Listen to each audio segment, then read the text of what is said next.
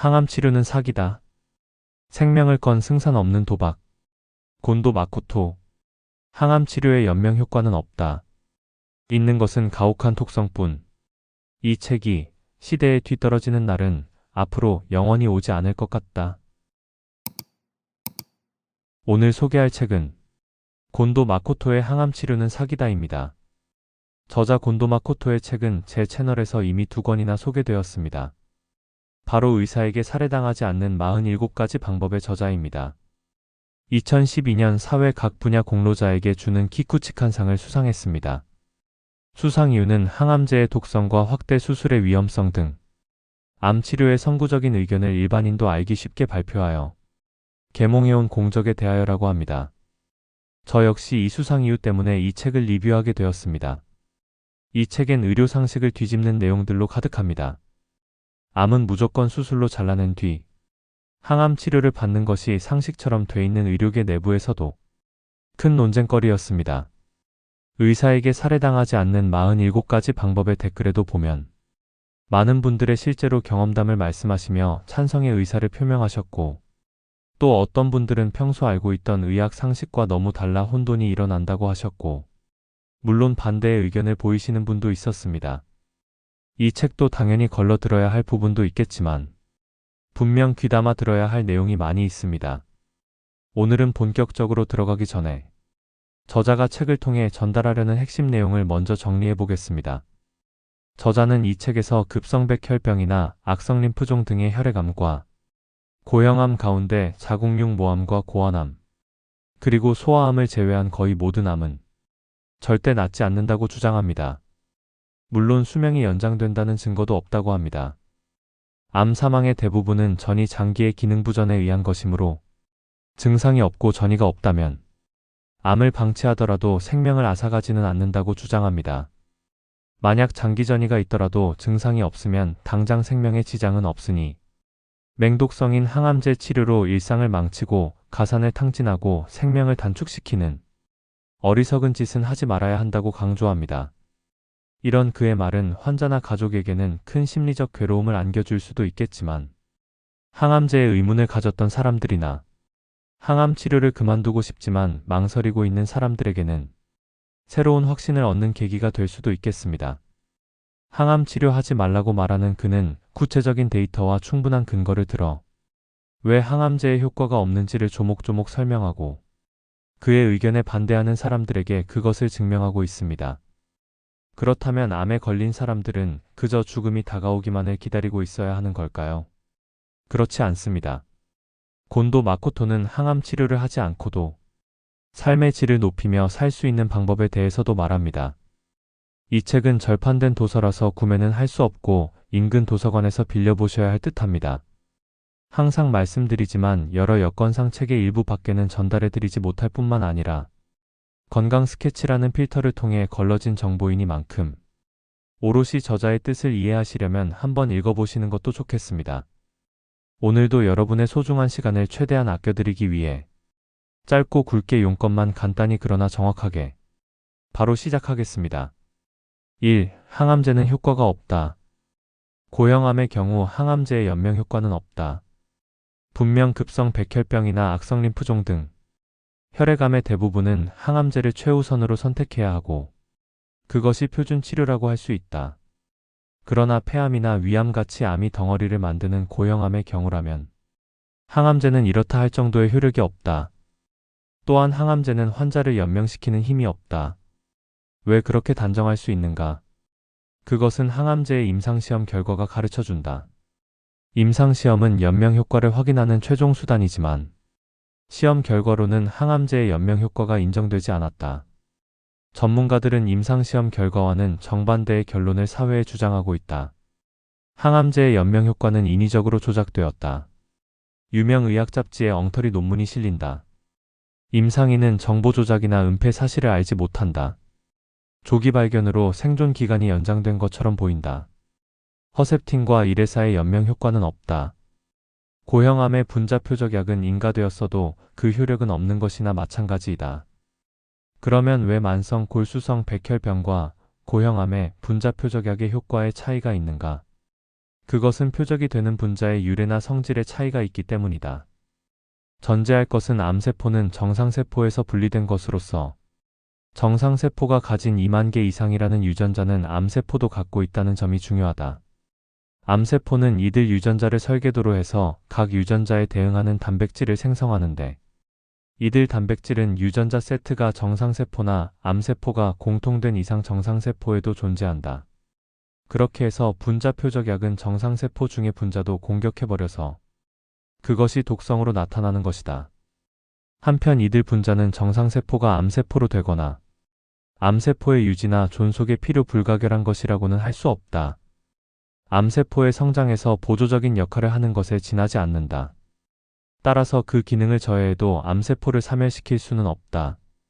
제약회사 사원이나 컨설턴트가 논문 저자가 된다. 그 배경에 있는 이해상충 상황이란 어떤 것인지 확인해보자. 이해상충 상황의 전제로 약제비가 고가이다. 분자 표적약도 마찬가지로 고가이다. 어느 것이나 몇 개월 계속 투약함으로 보험이 적용된다고 해도 환자나 가족 그리고 사회의 부담은 방대하다. 한편 제약회사는 막대한 이익을 얻는다. 제약회사가 이러한 이익을 거둘 수 있을지에 대해서는 그 약이 인가되는지 여부에 달려 있어서 인가만 받으면 그것은 동시에 표준 치료라는 보증을 받는 것과 마찬가지이므로 막대한 매출이 약속된다.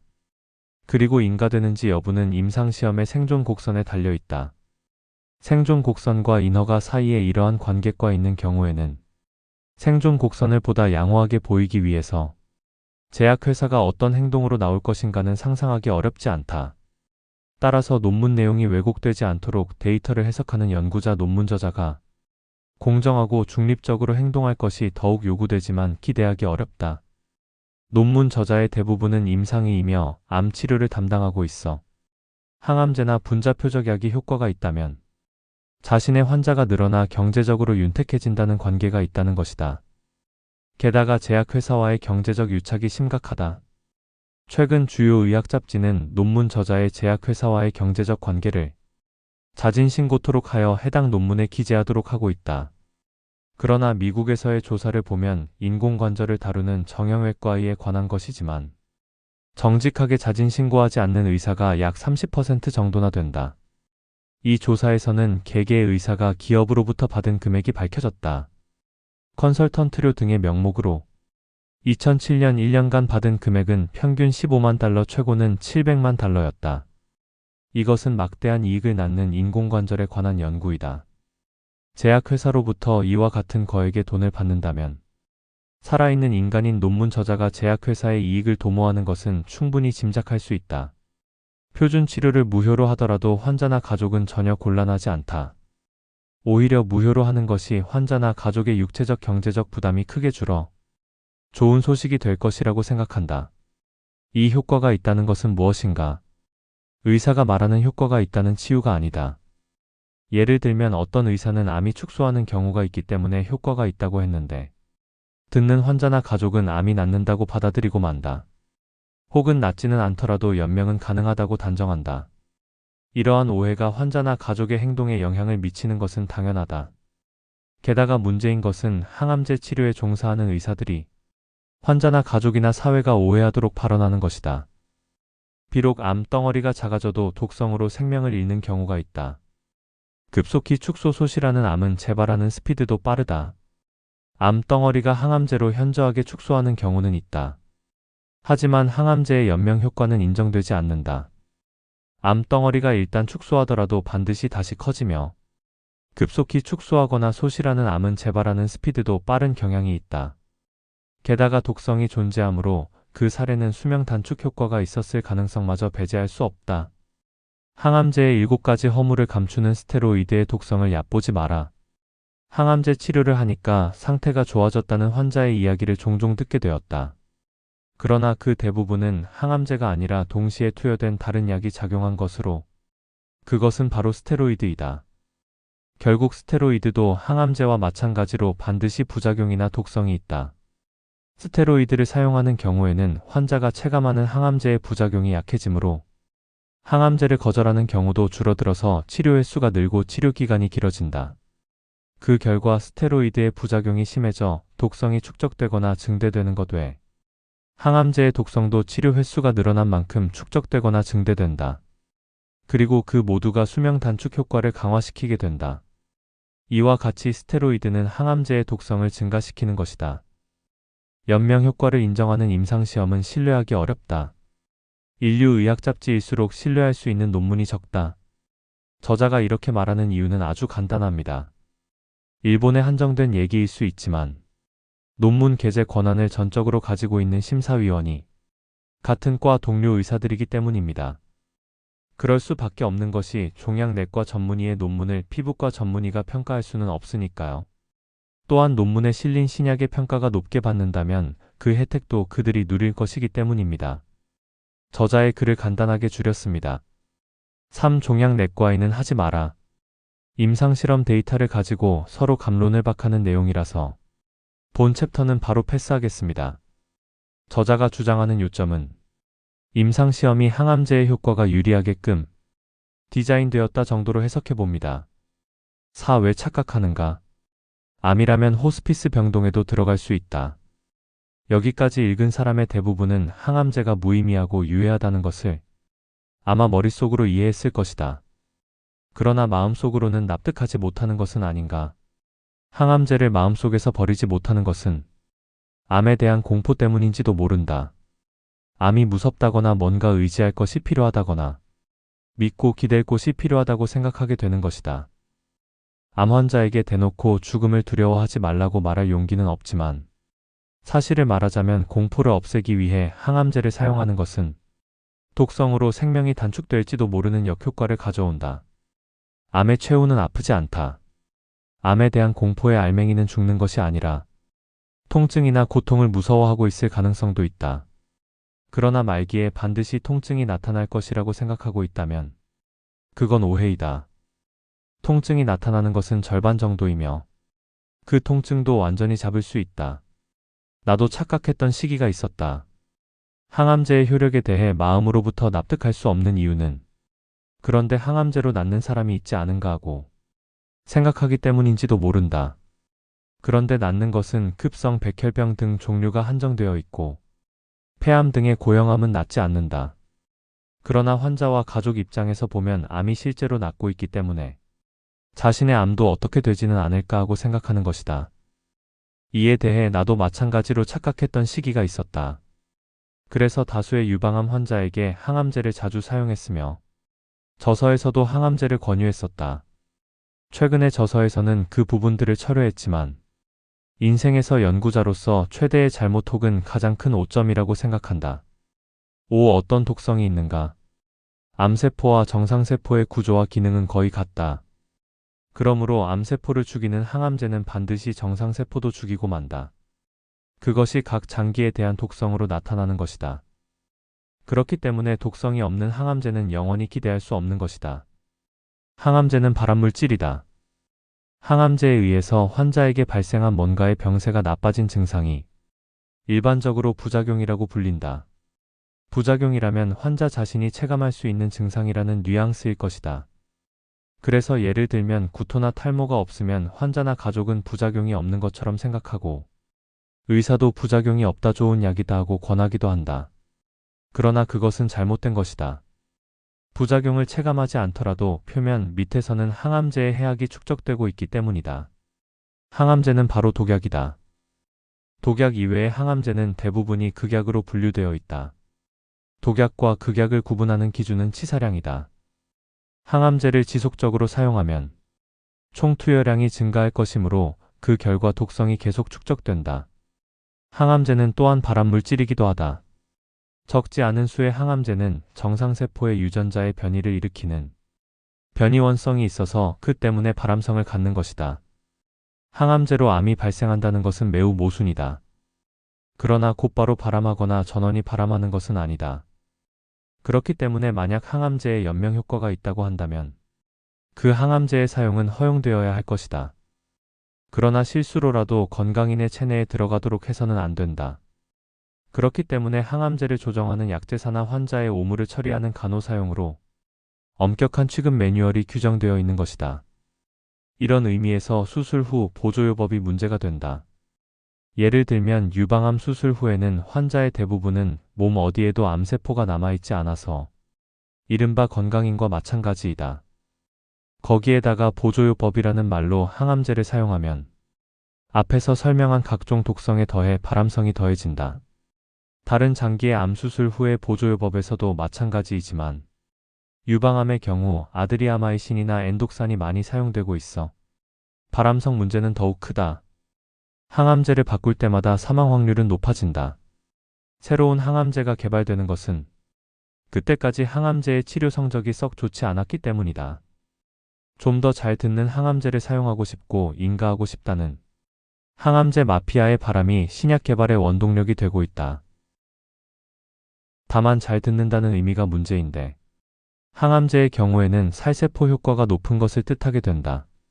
물론 관계자는 암세포를 죽이는 것을 목적으로 하지만 암세포와 정상세포의 구조와 기능이 공통되는 이상 필연적으로 독성이 강한 약이 탄생하게 되는 것이다. 이와 같이 새로운 항암제를 개발하더라도 치료 성적은 올라가지 않고 독성만이 확실히 증가할 뿐이다. 살세포 도구로서의 항암제의 미래는 없다. 그러면 어떻게 해야 좋은가?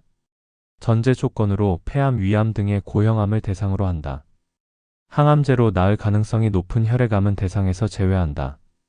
또한 고형암이라도 고환암이나 자궁육모암은 역시 항암제로 나을 가능성이 높기 때문에 대상에서 제외한다. 전이로 통증이나 고통이 나타나는 경우, 전이에 의한 통증이나 고통 등의 증상이 있는 경우에는 이것들은 반드시 제거해야 한다. 몸이 편해지면 정신적으로도 안정되고 암에 대한 저항력도 회복되어 연명으로 이어진다. 책에서는 골전이, 뇌전이, 간전이, 폐전이로 나누어 자세히 설명하고 있습니다. 자칫 잘못 요약하면 안 될 것 같아 이 부분은 생략하니 많은 양해 바랍니다. 혹시 관심 있으신 분은 책을 꼭 보시기 바랍니다. 장기전이가 있더라도 무증상이라면 당장 생명에 지장은 없다. 이 경우는 객관적으로는 치료할 필요가 없는 경우가 많다. 그런데 환자나 가족으로서 치료할 필요가 없다고 하면 견딜 수 없어 한다. 그래서 무엇이든 좋으니까 치료를 하며 항암제 치료에 돌진하는 경우가 많은 것이다. 또한 반대로 환자 본인이 항암제를 맞고 싶지 않다고 생각해도 그것에 반대하는 사람들이 산처럼 많다. 게다가 의사들은 항암제는 표준 치료다. 항암제 치료를 하지 않으면 생명이 단축된다. 항암제 치료를 하지 않는 것은 더없이 어리석은 짓이라고 설교한다. 그렇기 때문에 항암제를 피하기 위해서는 효과가 없다는 이유를 깊이 이해하는 것이다. 여기서 효과가 없다는 것은 낫지 않는다 혹은 연명 효과가 없다는 의미이다. 암세포와 정상세포는 그 구조나 기능이 공통되어 있는 것이다. 즉 암세포는 이물질이나 적이 아니라 자기 자신의 일부이다. 따라서 암세포를 죽이는 항암제는 반드시 정상세포도 죽인다. 그 결과가 독성이며 모든 장기에 생기는 장애이다. 그리고 성가시게도 암세포보다 정상세포가 항암제에 대해 더 취약하다. 왜냐하면 모든 장기는 세포의 배열이나 수를 정상 상태로 두지 않으면 장기 자체가 붕괴되든가 기능 부전에 빠진다. 이에 반해 암세포는 뿔뿔이 흩어져도 증식할 수 있으며 만약 약으로 99% 이상이 사멸해도 한 개라도 남으면 다시 증식이 가능하다. 그래서 암을 죽이기 전에 반드시 정상세포가 당하고 만다. 바꿔 말하면 장기가 독성으로 기능 부전에 빠지지 않을 정도의 양밖에 항암제를 사용하지 않는 것이 암세포가 살아남는 것을 보장한다. 이것이 항암제로 고형암이 낫지 않는 이유이다. 전이가 있는지 없는지 알 수 없는 경우, 예외적으로 일부에서는 항암제의 의미가 있는 것 같다. 그것은 화학방사선요법으로 항암제와 방사선 치료를 병용하는 방법이다. 주의해야 할 점은 이 요법에서는 방사선이 메인이다. 또한 항암제와 방사선은 같은 날에 시행되어야 한다. 협동 효과를 위해서이다. 7. 항암제 이외의 암 대처법. 암 사망의 90%는 전이 때문이다. 전이가 없다면 위험하지 않다. 모든 장기의 모든 암은 잠복해 있는 아주 작은 전이를 포함해서 다른 장기에 전이하고 있든가 전이하지 않았든가의 어느 하나이다. 논리적으로는 자명하지만 이론의 요점은 전이하지 않은 암은 만약에 그 후 방치하더라도 전이가 발생하지 않을 것이라고 하는 것이다. 방치하더라도 전이가 발생하지 않는다고 했을 때 국소는 어떻게든 대처가 가능하므로 생명의 위험도 발생하지 않는다. 그래서 나는 장기전이가 없는 암을 가짜암이라고 이름 붙인 것이다. 이에 반해 장기전이가 있는 암은 진짜암이다. 검진에 의한 조기 발견은 의미가 없다. 조기 발견 이론이 무너진 제일 큰 이유는 현대의학의 수준으로는 진짜암과 가짜암이라는 성질이 서로 다른 것이 같은 암의 범주에 포함되어 버리기 때문이다. 병리 진단은 암과 양성을 구별할 수 없다. 병리 진단의 실상은 세포의 생김새 판단이다. 세포의 배열이나 대소세포액의 크기 등을 보고 진단한다고 하면 얼핏 과학적인 것처럼 들린다. 그러나 인상만 보고 사람의 성격을 정확히 판정할 수 없는 것처럼 세포의 생김새로는 병변의 성질을 확진할 수 없는 것이다. 암을 방치하면 어떻게 되는가? 이 경우에 가짜암은 방치하더라도 죽음에 이르지는 않는다. 그것은 임상시험 결과에서 밝혀졌다고 하더라도 아마 독자는 이해하기 어렵지 않을까 생각한다. 암 치료는 불필요한 것이 아니다. 오해해서는 안 되는 것은 암 치료가 불필요한 것이 아니라는 사실이다. 방치하면 죽음에 이를 가능성이 있는 가짜암도 있다. 전이사하지 않더라도 국소사할 가능성이다. 후두암, 인두암 등의 두경부암, 식도암, 자궁경부암, 담관암 등이 그것들이다. 이것들은 장기 전이하는 경우가 많지만 전이하지 않더라도 원발 병소가 증대하여 장기의 기능 부전을 일으켜 국소사할 가능성이 있다는 것이다. 이것들에 어떻게 대처해야 할까? 조기 발견 이론은 무너졌기 때문에 조기 발견 노력은 불필요하다. 그러나 감기에 걸린 것도 아닌데 목소리가 잘 안 나오거나 후두암, 식사에 목이 메거나 인두암, 식도암, 부정출혈, 자궁경부암, 배간이 황색이 되는 담관암, 이런 종류의 암이 의심되는 증상이 나타난다면 검사를 해보고 암이 발견된다면 합리적인 치료를 받도록 하자.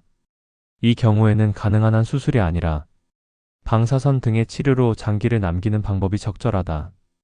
다음으로 전이에 대한 대처법인데 항암제 치료는 받지 않는 것이 좋다. 문제는 무증상의 장기 전이이다.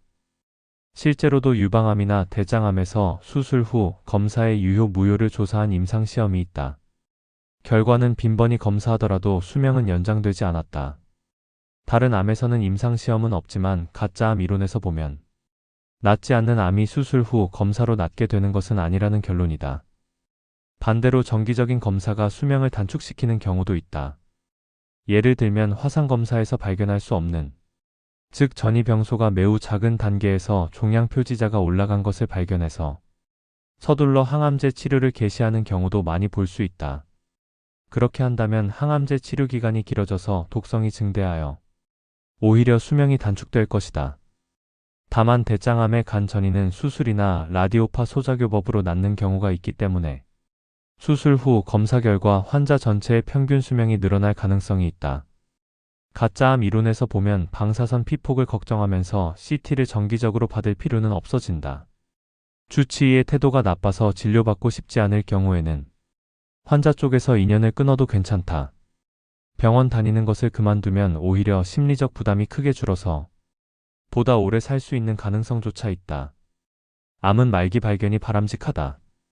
진짜 암은 조기에 발견하는 것이 아니라 가능하면 말기 발견이 바람직하다. 그렇게 한다면 옛날처럼 자연사도 가능해질 것이다.